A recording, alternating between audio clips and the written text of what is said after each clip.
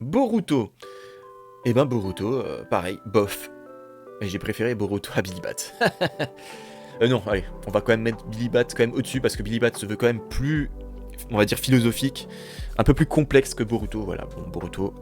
J'ai pas encore fait de point lecture, bon, moi vous allez avoir mon avis un peu rapide.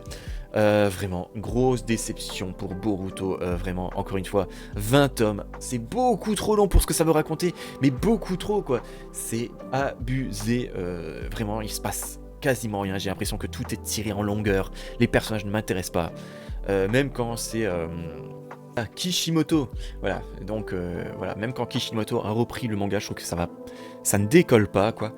Et vraiment, grosse déception pour Boruto, à part les deux derniers tomes qui, au moins, ont un truc, voilà, amorcent quelque chose, mais les deux derniers tomes auraient dû être dans les 5 premiers tomes, en fait. Voilà, c'est ça. Pour moi, Boruto, c'est vraiment une énorme introduction, pas avec la suite, je sais plus comment ça s'appelle, Boruto, je sais plus quoi. Voilà, pour moi, c'est vraiment une grosse introduction à un autre manga, en fait. Parce que moi, je pensais qu'après Boruto, c'était fini, quoi. Et là, je me suis rendu compte, en lisant les Boruto, qu'il y avait une suite que je n'étais même pas au courant. En tout cas, voilà, à part les deux derniers tomes, et on va dire les premiers tomes, et franchement, il se passe pas grand chose en Boruto et c'est bien dommage. Après,